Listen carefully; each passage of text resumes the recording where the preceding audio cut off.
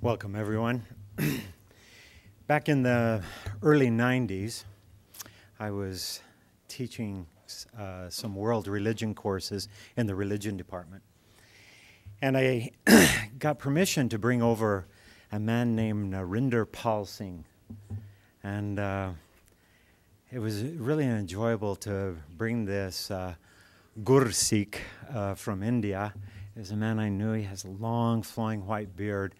He wore his kurta pajama or Punjabi suit with a white turban and a nice big knife strapped across his chest.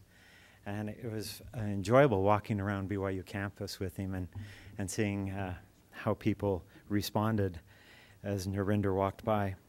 One evening, I can't remember the circumstance, but I had to go somewhere, and my wife was going to accompany Narinder back to the dorms or some office or something. So Terry and Narinder were walking across campus and had an interesting experience, which they shared with me that night. They said, you know, we were walking along, and this student came out of the blue and came up and said, Sat Sri Akal Ji, and started talking to Narinder, and he knew really a lot about Sikhs, and he knew a lot about India. And my wife is just like, nobody at BYU knows anything about India, so she couldn't figure it out. This was back in the early 90s. We have people now that know something about India, but back then there wasn't too many. And that person was Shahram Paksima. And she didn't know it, and I didn't know it, but that he would then play into our lives in very many meaningful ways. I have spent hundreds of hours, which probably Shahram has had to endure, in conversations with Shahram in my office or in some corner of this campus, as we philosophized about everything from, you know, I don't know, probably Nietzsche and to the Cougarite, you know, I mean, we covered all subjects. Shahram's an amazingly personable individual. And I think that's one of his qualities and characteristics that is most important for me to mention in trying to introduce him, because we can, and I will mention a few other things that are biographical and historical regarding his life. But the fact that he is willing to communicate and connect with people and to enter into their world and to include himself into their world is one of his great attributes, and which makes him, in my mind, even though he's not an anthropologist, a great anthropologist, because people connect with him well. Shahram was here as an undergraduate student, majoring in public policy with an emphasis in international development, which was a 5-year program turned into a master's program. He completed that. Well, he started working in my office early on. I imagine you were probably a sophomore or so when he started working with field studies. And he made a trip to India as a field facilitator. He worked with the program for probably 4 or 5 years before, after he completed, we hired him in the office as a full-time employee. He then completed another, while he was a full-time employee, a master's degree in sociology, and then has moved on and is completing his dissertation work at Harvard. He's had lots of experiences, and he knows an awful lot, even though he won't. And I know with sociology, he was saying yesterday he didn't know, his Arabic wasn't very good, and he didn't know that much about Islamic culture. He knows really a lot about Islamic culture. And I think his Arabic is really pretty good. Don't let him kid you. So he was really one of the finest facilitators we had in field studies. The other thing that will interest a number of students that are here is that Shahram was the president of SID, Students for International Development, and then was involved with it for many years after he was president, while he was here both for the rest of his undergraduate days and his graduate days. We're just really pleased to have him here, and I will now turn the time over to Shahram Paksima.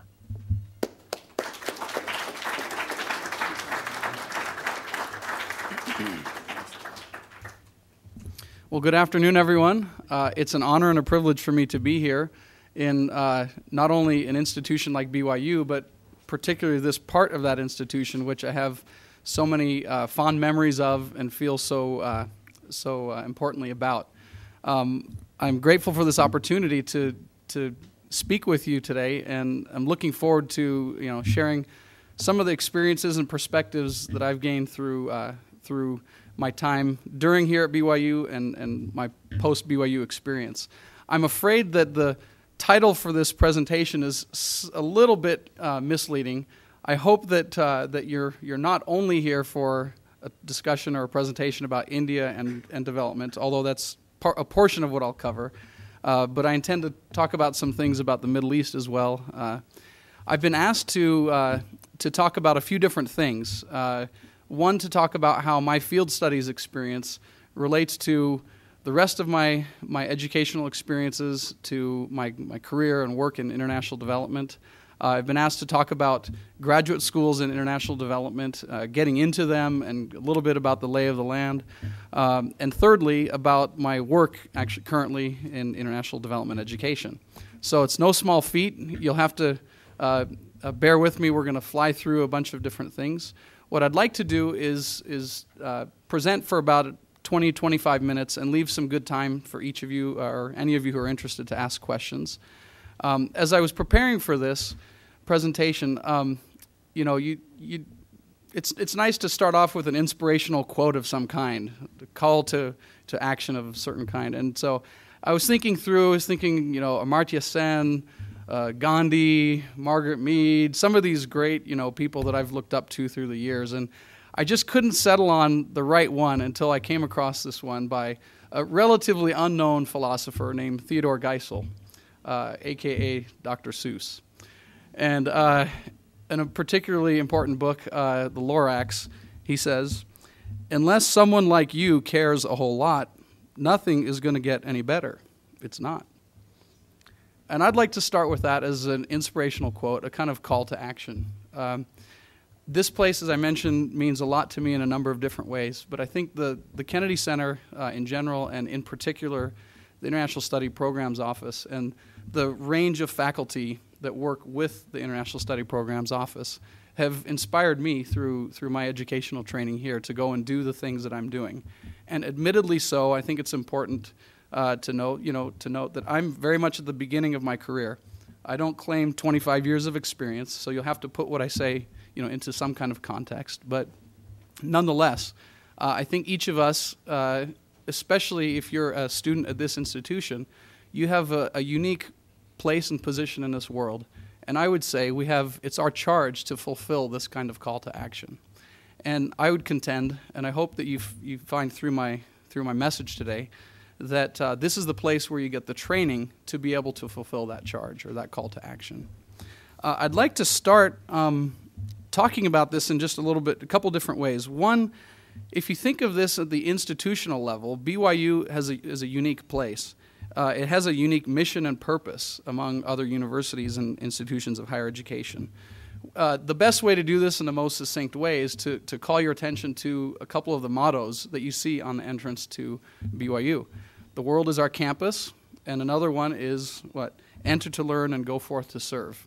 I think these capture it particularly well, and very few institutions, especially if you're talking about international development at the undergraduate level, very few institutions are as qualified or have as good of a comparative advantage as BYU does to be doing work in the field and to be preparing undergraduates to do this work in the field.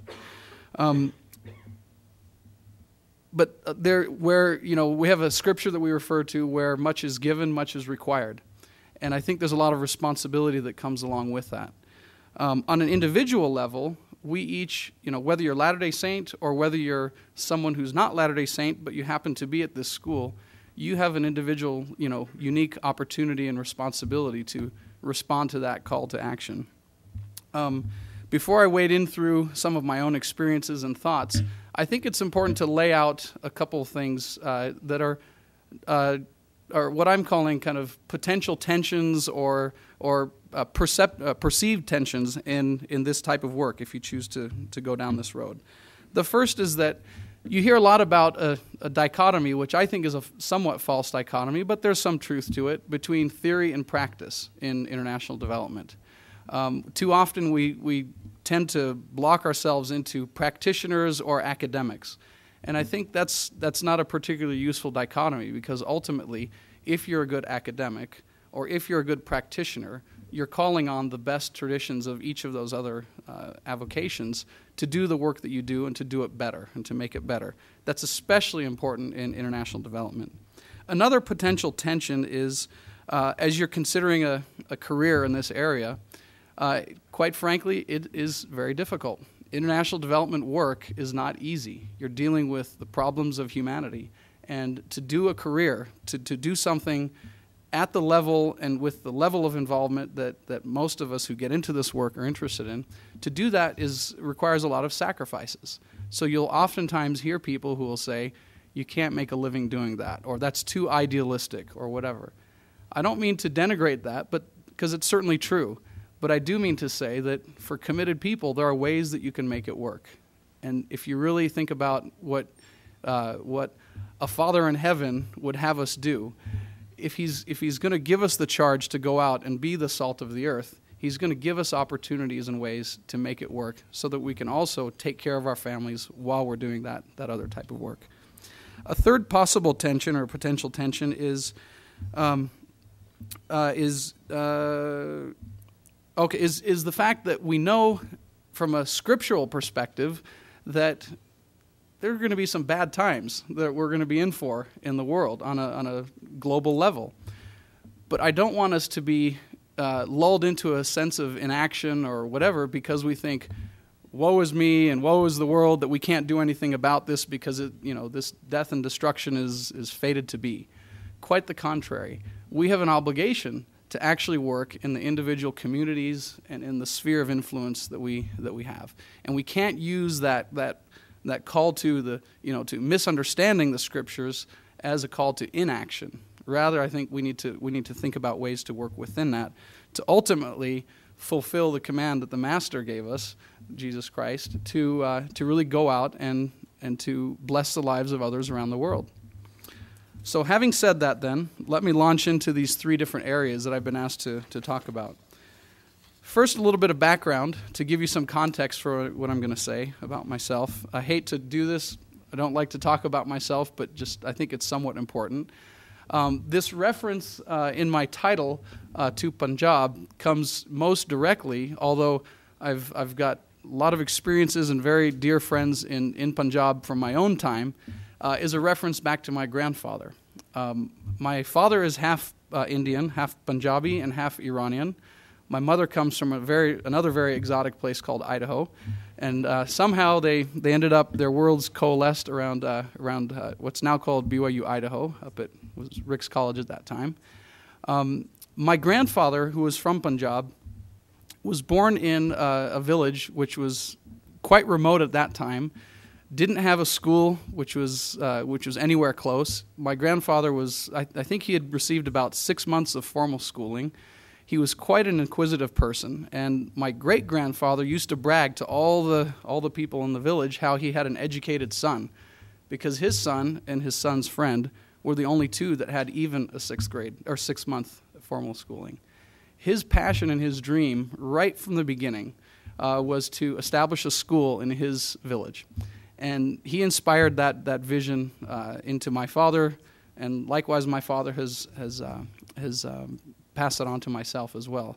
So that's partially where I get my passion for education and international development. But ultimately, as my father with tears in his eyes has said to me, that upon my acceptance to Harvard, he said, "You're fulfilling your grandfather's dream." And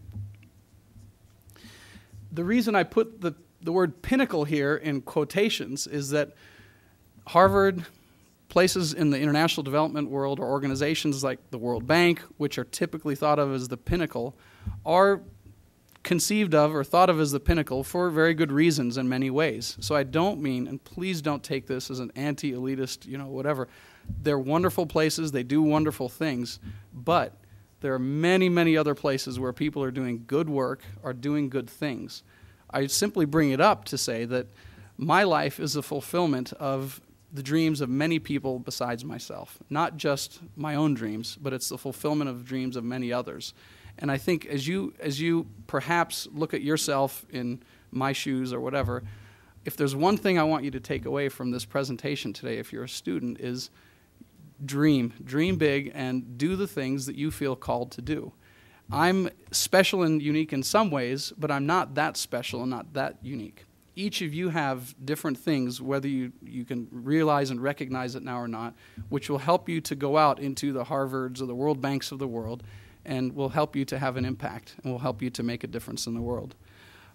So with that background, I was fortunate to grow up in a number of different places with my father's work. I, through a series of events, ended up deciding to come here to BYU. I was actually a transfer student. This is another, I think, important thing to note in my background. I actually started at a junior college in California, did 2 years of junior college there, then I went on my mission and came back. And I think too often when we get into especially higher education institutions of some standing, we kind of denigrate some of the alternative options that people can go through to get experience in life.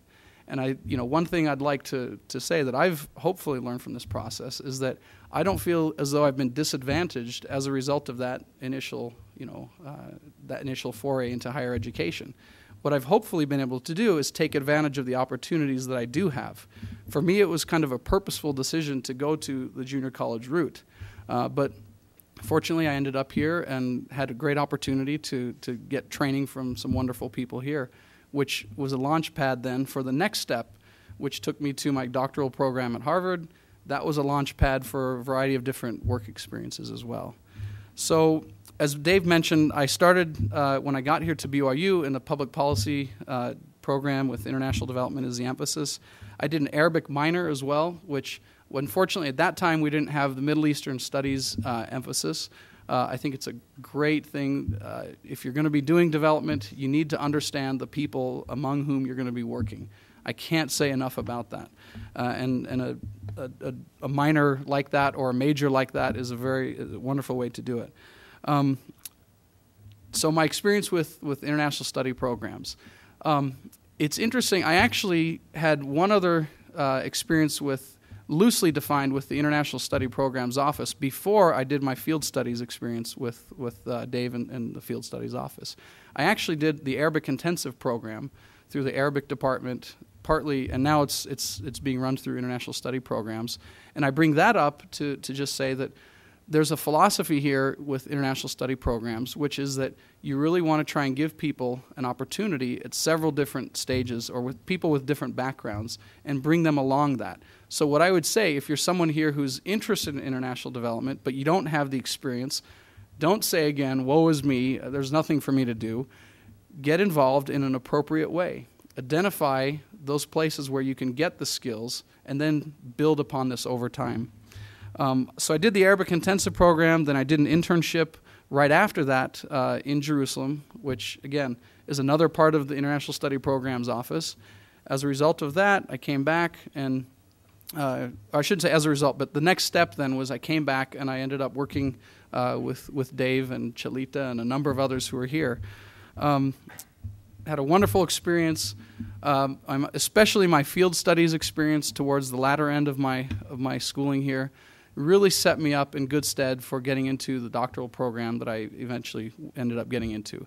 But there's another piece to it as well, and I have to, especially with my sociology friends here, I have to mention, when I ended up working full-time here for some time to get some work experience, I ended up realizing that my initial training in public policy, while it's a good program now, it was really in a building phase initially. So I didn't have the methodological training that I needed. So I ended up, for a variety of reasons, doing the master's degree in sociology. Got that theoretical training as well as methodological training, and that then allowed me to be able to apply to a number of different programs across the country. So what have I been doing schooling-wise since I left BYU then? I was in this doctoral program at the Graduate School of Education at Harvard, and just received some wonderful work opportunities right away there because of my field studies experiences, because of the things that I had done initially as an undergraduate and then later on as a fifth-year graduate in a combined BA-MA program, the policy program. because of those unique opportunities that I had had as an undergraduate, when I ended up going to the doctoral program, I didn't have to go through an initial 1 or 2 years getting up to speed and learning how to work with faculty as colleagues. I had had that experience as an undergraduate and as a graduate student at BYU. So I came right into research projects. I came right into training opportunities. So I was helping professors train ministers of education, heads of different departments and ministries who would come to Harvard for summer training. I was doing those things right away, whereas it took others 2-3 years to get to that point. And again, I contend it's nothing necessarily special about me. It's that I think I took the opportunity to take advantage of the opportunities that were available here at BYU at that time. Then, as a result of some of those early experiences that I had at Harvard, I was able to then do some private consulting work and eventually was able to get a good job, which is what I'm working in right now, in the field of international development. So I got a jump start in many ways. In terms of my work experiences, some of that, as I mentioned, started early on here. I worked a lot in the International Study Programs office. During some of my time here, I did some pro bono, but it was independent consulting with a group called Laubach Literacy International, and got some very good experiences through that. As I mentioned already, some of my Harvard opportunities. But as a result of those connections that I had made, I was then able to do independent consulting work with groups like the World Bank, the World Economic Forum, the U.S. State Department, and that's still continuing. That's something apart from the actual full-time work that I'm doing that I do kind of on the side. And that's another reference, as I mentioned, to kind of Pinnacle in kind of the quotation marks. So what am I doing right now? For the last year and a half, I've been working for a company called Seward, Inc., and I work for their international division. It's a Minneapolis-based company. It's pretty small, but they're very good at what they do. They've traditionally been an instructional design and technology firm that works domestically, but over the years, they've really been interested in international work, and so I've been helping them develop their international division. And in particular, I think it's, again, important to bring this up in this kind of talk. This was not something that was in they were not on my radar screen. This was not in the initial plan. And I want you to take something from this, that you never know when a relationship, an introduction, an opportunity is going to lead to something that is really important for you. It might not be that initial contact, but it's the additional contacts that come from that. It's the extra contacts that come from that initial contact that can be quite important and significant for you. I had somewhat jokingly, but somewhat pridefully mentioned to my wife for a number of years, because she's from Minnesota, there's nothing I can do with international development education in Minnesota unless I want to go and work in the faculty for the faculty in the Department of Comparative and International Development Education, which is a great program. It's one of the top programs in the country, but it's not what I was interested in at the time. Lo and behold, I was going to a professional society meeting. I happened to get bumped onto a plane because of a snowstorm in Minneapolis. Sit down, and as Dave mentioned, I'm somewhat a social guy. So I just struck up a conversation with the gentleman sitting next to me, and are you going to, in this case it was a conference in Hawaii, you going for business or pleasure? And he said, well, kind of both, I'm going to a conference. And I said, oh really, a conference? Which conference are you going to, by the way? I'm doing the same thing. Come to find out we're both going to the same conference. And so he says, tell me a little bit more about yourself, Well, I'm a doctoral student. I'm focusing on South Asia and the Middle East. And his ears kind of perked up. Oh, really? Our company happens to be bidding on some projects in the Middle East right now. We're looking for a Middle Eastern educationalist. Would you be interested? Absolutely, I'd be interested. That ended up being the relationship that really has opened up a lot of doors for me. This is a guy who's got a company in Minneapolis, of all places, and I had searched high and low and had not found this place on my own. And so you never know when these kinds of things are going to lead to greater opportunities. Let me talk a little bit, just because time is running quickly here. Let me talk a little bit about my experience with graduate school and kind of words of wisdom, so to speak, in terms of getting into graduate schools and how that ties into your experience right now. As I mentioned before, my saying that my field studies experience in particular, but just in general, my international experiences here at BYU got me into graduate school is not just conjecture. It's not me just kind of saying, I think this is the case. I've been told point blank on a number of occasions that combined with my sociological training and other training here is what got me into the program. I've sat on doctoral admissions committees, and I know the kinds of discussions that go on. And I can say, once again, the types of experiences that you could go through in a field studies or any other international experience are priceless. They're the kinds of things that set you apart in ways that you just can't imagine right now. So if you're trying to get into a graduate school program, what are some things that you might want to think about? One is be a dedicated and a professional student. Now, I don't want the faculty or administration here to cringe when they hear me say a professional student, because that has a negative connotation, right? Just an endless student. That's not what I mean. What I mean is more of the pure sense of the word. Be a professional. Be dedicated to your craft. Really work at being a student rather than just kind of casually going through. And as good as the counseling services are, for majors and minors and things like that here, don't just leave it at that. Really hunt down professors who are doing the kinds of things that you want to do, or people in the field who are doing the type of work that you want to do. Study them, follow them, pattern, the things that you do after the way that they do them. That's the kind of way that you'll end up getting into a good graduate school. And let me break that down a little bit further as well.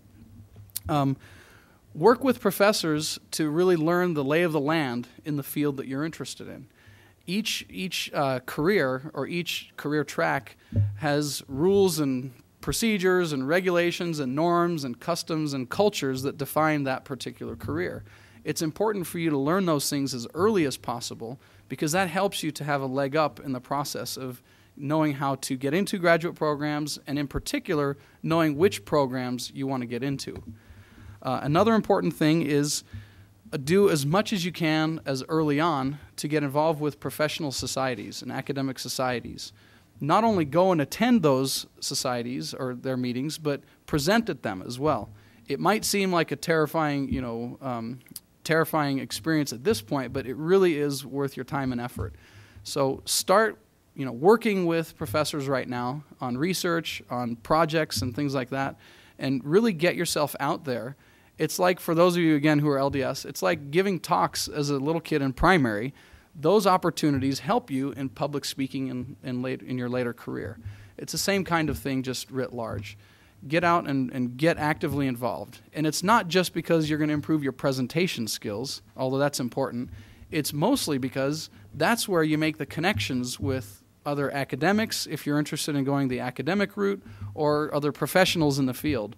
That's where cards are exchanged, face-to-face meetings happen, and when people are bidding on projects or when they're thinking about admissions, decisions, that's when that flood of experiences they've had with you through professional society meetings comes back and is very, very important. Another one then is make sure, whether it's through academic conferences or professional meetings, whatever, but particularly through using the internet and such, make sure you get to know the professors in the programs that you're interested in applying to. If they have a personal relationship that's been built up with you over time before you're applying, they can really be an advocate for you in that admissions process. Again, I've sat on doctoral admissions committees, and there are people, at the end of the day, there are a lot of qualified people, but if you've done all these other things, if you've done the international work previously, if you've especially built a relationship with a professor, you're a known quantity. They know who you are and how you're going to fit into the mix of their programs. And especially if you're interested in the research side of things, they know exactly how they can incorporate you into their ongoing research agendas. It's also, again, it's extremely important when it comes to not only admissions then, but funding allocations. So assistantships, opportunities to work on funded projects and things like that. If you've developed those relationships ahead of time, you have a much better chance of actually getting that money rather than just kind of having to to scrounge around for things once you've been admitted and you're in the program. Okay, careers in international development. Once again, I can't say enough that the experiences and opportunities that I had that were initially launched in many ways from this building here really have helped me out in my career. International development, as most of you who, if any of you who are familiar with the field, you know that it's a wide and very deep industry. I mean, there are a number of different ways that you can get involved. But the number one thing which is going to help you, I would say, argue even in some cases more so than any credential you have, any actual degree that you can cite, the number one thing is the experiences that you've had in the field. That speaks to employers. That's the kind of thing. They want to know, what can you do? How will you operate in the field? And are you a good bet to take? Can we actually trust you to do the kinds of things that are going to help the program or project objectives? And so, once again, those experiences that you have as an undergraduate here are priceless. You're going to have you have the potential opportunities as an undergraduate here that you have at very few other universities. So take advantage of those. In terms of international development, though, as I mentioned, you need to make some decisions, not that are binding, but early on, it's important to have a sense of who you are and where you want to go and what you want to do. So you really need to think about, if you're interested in development, are you interested really in more of the academic study of it, or are you interested more in the practicing and the doing of international development? Again, it's not a total dichotomy, but it's something you really need to think about, because the training that you go through, the types of experiences that you seek after, those will be determined by your answer to that initial question. You need to, for obvious reasons, think about which sector or aspect of development you're interested in. Is it health? Is it education? Is it economic development? Is it human rights? I mean, there's a whole host of different ways you can get involved with what loosely is called international development. You need to think a lot about which type of institution do you eventually want to be working in. There are a whole host of public institutions. There are a whole host of private for-profit institutions, all increasingly getting involved with international development in some very interesting ways. Do you want to work at the international level with development? Do you want to work at the national, the regional, or the local level? Again, these aren't dichotomies necessarily, or true dichotomies, but you do need to be thinking about that. They have implications in terms of how much money you're going to make, the type of work you're going to be doing, the type of people you'll be working with, and a whole host of issues. Next, you want to think about what kinds of what type of organization are you interested in. So in international development, there's everything from funding and donor agencies to doing things which, organizations which focus mostly on project management. There are others that focus mostly on the delivery of services, where you're doing technical assistance and capacity building. There are organizations that do a lot of research and more kind of think tank type organizations. There are some that are dedicated mostly to social activism. You've got to really think through each of those issues so that you can really pattern what you're doing here and in your future steps to hopefully get you in that direction. Lastly, because I want to leave some time for some questions and answers, I'm a little bit of free advice, and like many people have said, free advice is probably about worth what you've paid for it. So take it or leave it, but these are some ideas that I've got. First is follow your passion. Really do some soul searching and think about who you are. Think about what makes you happy. Think about what really gets you up in the morning and, makes you want to go out and make a difference in the world or do something, significant. For those who are LDS, you can look to your patriarchal blessing. You can look to the kind of individual revelation that we're certainly entitled to. For those who are not, you still have thoughts and ideas. You have people who inspire you. Do some thinking and some soul searching around that. And it's not a one-time thing. If there's anything that I've learned, this is a continual thing over your life. Next is don't be in a hurry. A wise sociology professor once told me when I was heading out from BYU, don't be in a hurry. Take your time, do the things that are going to give you the experiences and the frames of reference, the ways of thinking to be, someone who's really effective in international development.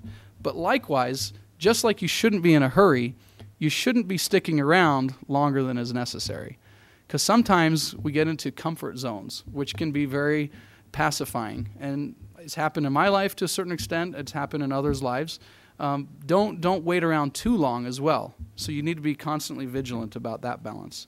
Next is do good work and take advantage of all the opportunities that come your way.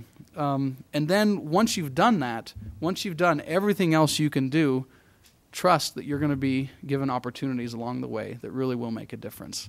And have the faith to be able to say, okay, I've done what I can. I've done all the things that I can think of. And to a certain extent, you've got to be a Taoist, so to speak, and you've got to see where things go and what opportunities present themselves. Next is, and this is kind of a tricky one, but be a generalized specialist, okay? And in particular, we could talk about this, but I don't want you to be a specialized generalist, okay? You really need to, if you're interested in international development work, you need to have a stock in trade. You need to have a skill. You need to have a commitment to a particular area. Now, it doesn't mean that you need to define that narrowly. That can, depending on your field within international development, that can be defined in different ways. But you really need to have a concentrated area that you are really good at. Likewise, though, you can't only think of that technical specialty. So again, when you look at who is successful in getting really interesting work in international development, it's people who have that skill, but they also have the skills of being a generalist. People who can build bridges, people who can be a force for change outside of their immediate sphere of influence. And that's increasingly becoming important as you think about the globalized nature of the world that we live in. I'd be happy to talk more about that too if we want. Lastly, what I want to say, or second to last, is be flexible and be forgiving of yourself. I think especially as Mormons, but just in general, I think as students here at BYU, rightly so, we have a great sense of purpose and mission. There is this feeling that we really are special, we are unique, and which is absolutely true. But I think sometimes we're too hard on ourselves. I think sometimes we're perfectionists, and we don't allow ourselves to have made mistakes that we end up learning from. We're too hard on ourselves for doing things that at the moment seem like a failure. Be forgiving of yourself, and rather than going out and beating yourself up about these things, turn it around. And this is not just an inspirational thing to say. Really, truthfully, look at what you learned from those opportunities. There's a lot to be learned from failure. There's a lot to be learned from what happens in those small moments, or those big moments in some cases, where you haven't measured up to what you yourself would like for yourself, or what others would like for you. So lastly, I'd say, I'm no different than each of you. Go out there, do the kinds of things that you're passionate about. Be the ones that are making a difference in organizations and institutions around the world. Whether it's your family, whether it's a for-profit company, whether it's working in a UN agency, any whole host of ways, be the kind of person that will make a difference. And as I said, taking us back to Dr. Seuss, unless someone like you cares a whole lot, nothing is going to get any better. It's not. So go out there and make a difference. Thank you. Yeah. Oh, I completely forgot. I'm sorry. I just wanted to show a few images of some of the work that I've been involved with. Can we go ahead and go to that next slide? Thanks. Okay.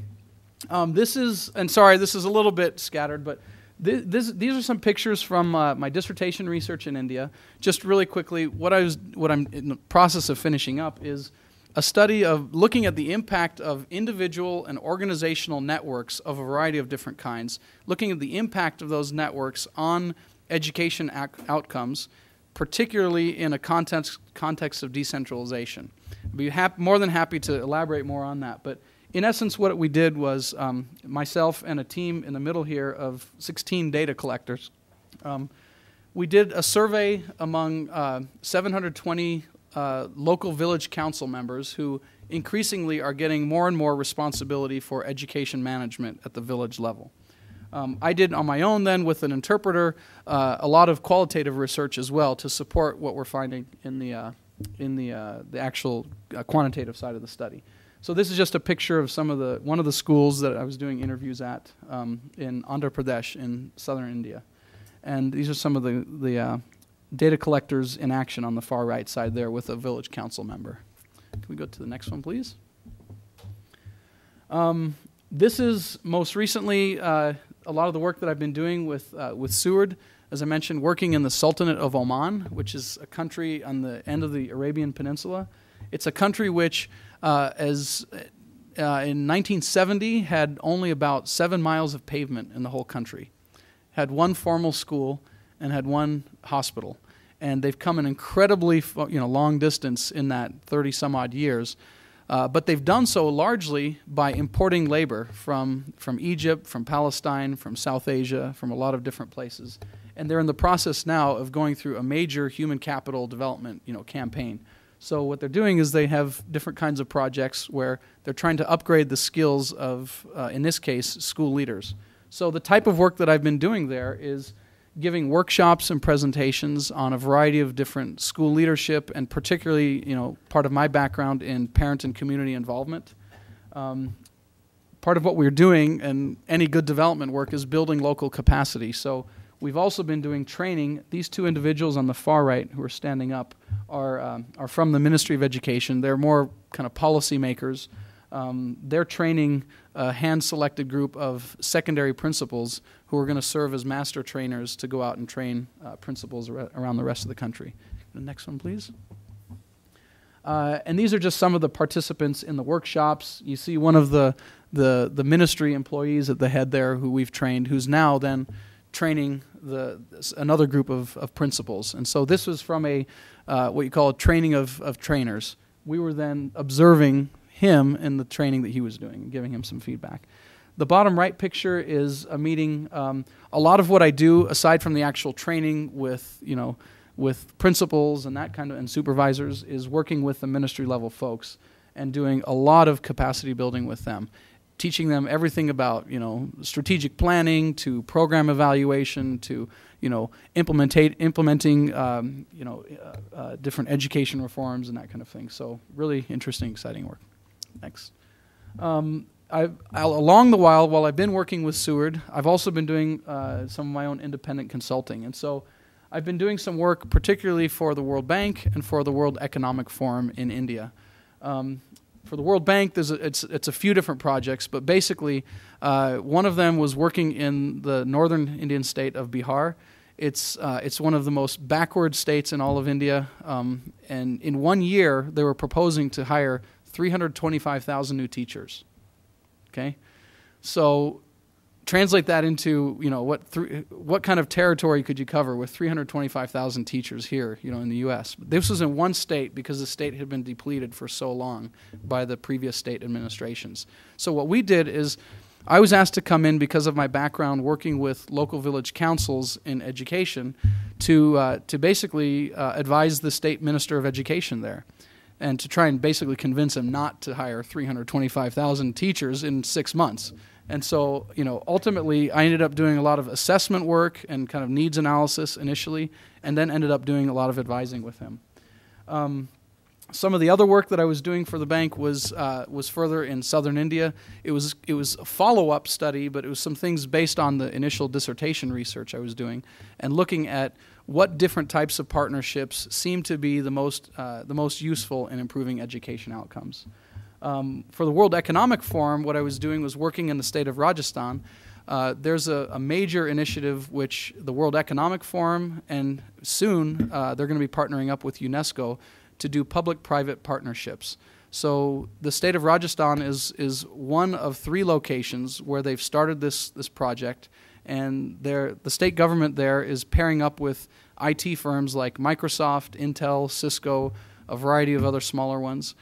They're also teaming up with a lot of local NGOs, and they're doing a whole host of projects to try and benefit just about every aspect of education, everything from teacher training to policy work to evaluation studies and a whole raft of things. So I came in and basically did a short-term assessment of that public-private partnership there, and that's going to most likely lead to some other work with the World Economic Forum and UNESCO.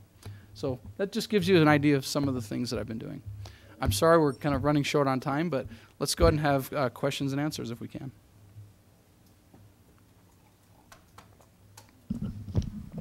If we don't have any questions, that's great. We can all go quickly.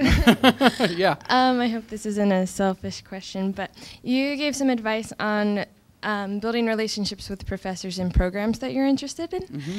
And I was wondering what the best way to do that is. All I can think of is emails, but... Sure. As I mentioned, though, professional societies, whether it's the national meetings that professional societies have, so the ones I'm most familiar with are the Comparative and International Education Society, the Rural Sociological Society.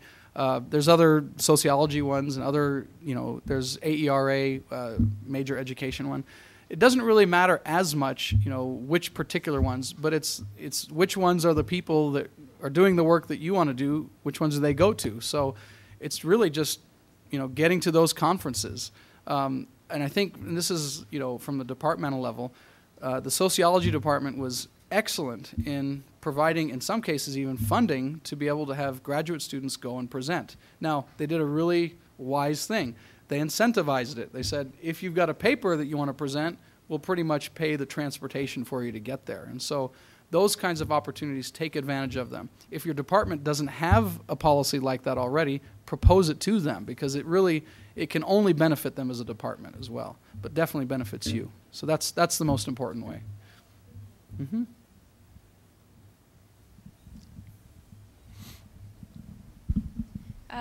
You talked about the different kinds of organizations and the types that you need to research to know what you want to do. Can you expound on that, the different things that are kind of available research versus on the ground kind of things? Yeah, I think that would be a really long discussion, but I'd be happy to talk to you more in particular about it afterwards. But I think the critical thing about that is to really think for yourself, what interest do you have in terms of the development field? Is it really research? Is it more, some of us, I'll just put it in the education context. I've figured out through the years that while I really love being at the school level, I really love being in classrooms and that kind of thing, my passion really is working with policymakers, and not just at that level, but helping them to try and understand better what is happening in classrooms. So, for me to be a teacher trainer specialist really didn't make sense. It made sense for me to really take more of a policy route where, that's the passion that I had. So I would say find out what that is, and then what you can do is identify organizations that are out there. So roughly, do you like to work at a particular level, and which level is that? Do you like more of the hands-on, training? Do you like more of analysis work? Do you like, which aspect of it are you interested in? And then going out from there and identifying the opportunities that are out there. So I'm sorry, it would take a little bit longer to discuss that, but.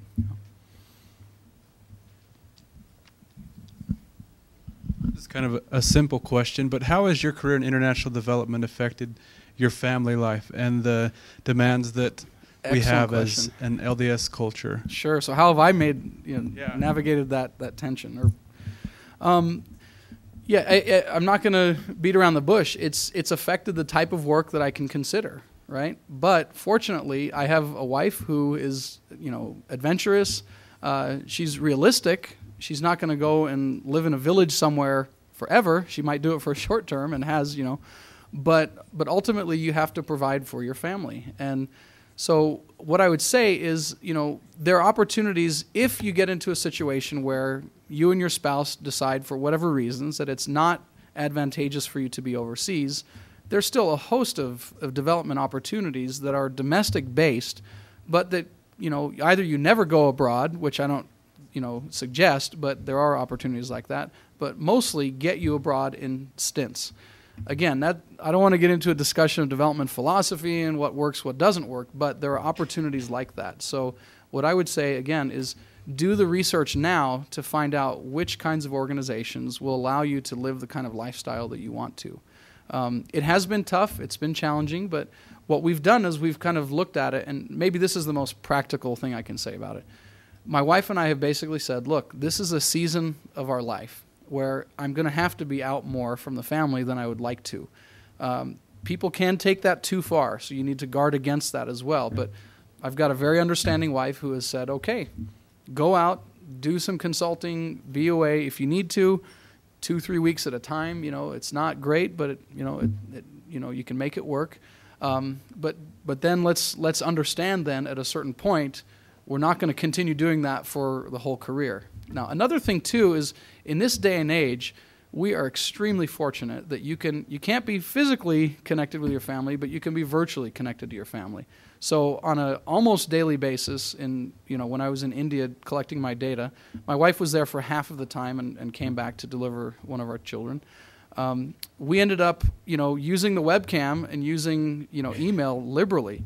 So my kids literally would see me at least every other day, if not every day, and we'd have conversations and talk. And this was in India. This was, this is off, and not just, not only when I was in the capital in Delhi or in the capital of that particular state, but I tried to keep that up as much as possible. And it really is possible now like it hasn't been in previous decades. Let me just say really quickly, I know that a lot of you may have classes to go to. Please feel free, if you need to get up and go on to your next class or any other engagements you have. For those who are interested, you're welcome to continue to stay around.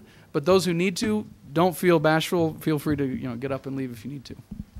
We'll stay just for another few minutes, and then I'm happy to stay after and talk to people as well.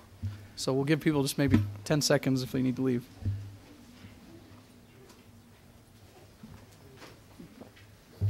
I'll go ahead and ask my question.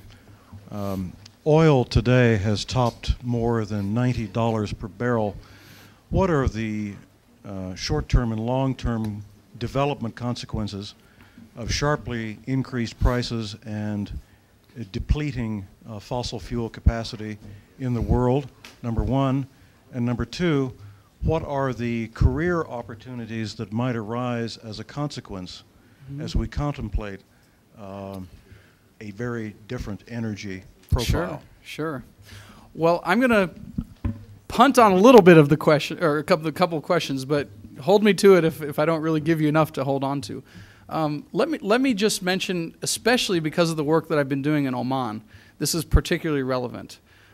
You've got a set of countries that, like I said, 30 years ago were backwaters in terms of industry and business and those kinds of things. But they had this opportunity, they seized the opportunity, and they've done quite well. Now, Oman, I think more so than most other Gulf countries, has really been smart in perceiving where the trends are going. And this is to your question. They realize that they're not going to have this commodity forever. And so what they've done is they've been quietly socking away a lot of money. They've been quietly focusing a lot on human capital development. And so from that national development perspective, what it does is it opens up all sorts of other opportunities in other areas where they're really sponsoring a whole host of different development activities. From a student perspective or from an outsider perspective, that opens up lots of opportunities, whether it's working on environmental issues, whether it's working in the field of education to expand, and prepare future workforces that come out of Oman, whether it's in health. There are a lot of health implications as well as it becomes as Oman kind of comes out of obscurity. So in that strict sense, I would say really it opens up a whole number of different opportunities, whether it's a place like the Middle East or other areas. I think, frankly, that and this, who knows where this is going to go, but my sense is that we're going to have the conversation in this country in looking more at the sustainability of our lifestyles. And I think that will then open up a variety of avenues for people that are interested in various aspects of international development. Because ultimately, international development is based, on the idea of quality of life. And you can't sustain that quality of life in a globalized world at the same level that we're used to here. So I think it is going to open up a lot of opportunities.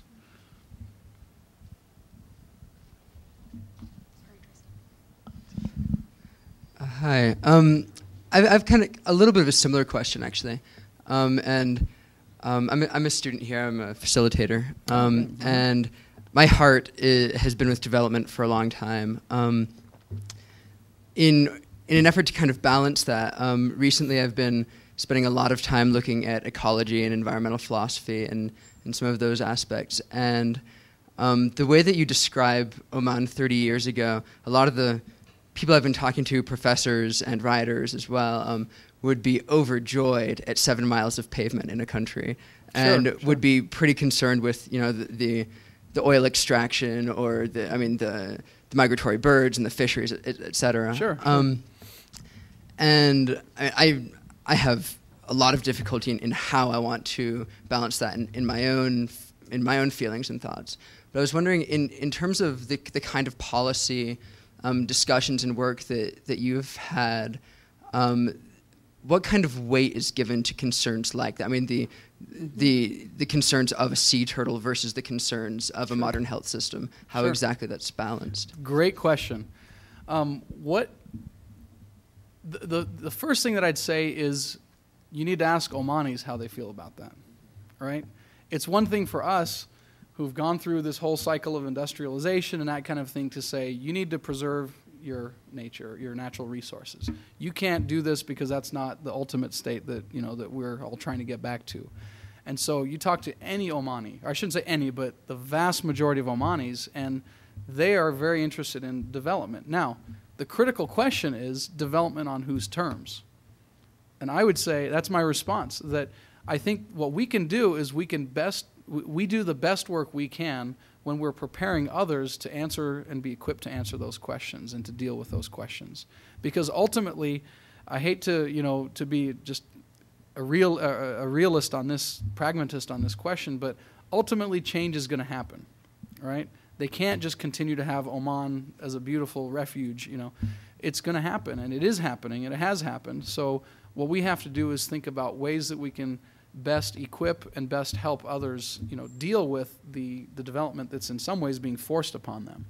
Now, Oman is a great case, and I don't want to be just an Oman cheerleader, but it is a wonderful, case study because they've looked at what's happening in Saudi Arabia, in Kuwait, and in particular in the UAE and United Arab Emirates, and they're appalled with what they see, not only because of the natural, resources issues, but particularly in terms of the cultural issues. Especially the United Arab Emirates, there's hardly a semblance of local culture that's left there that's traditional. And so they look at their neighbors and they say, we definitely don't want to be the Emiratis, right? The people from the UAE. So what they take a more measured approach to it. And I think they've actually done really well. They've balanced the need to take advantage of this commodity, but use those resources then to really come out with a really good, development mix.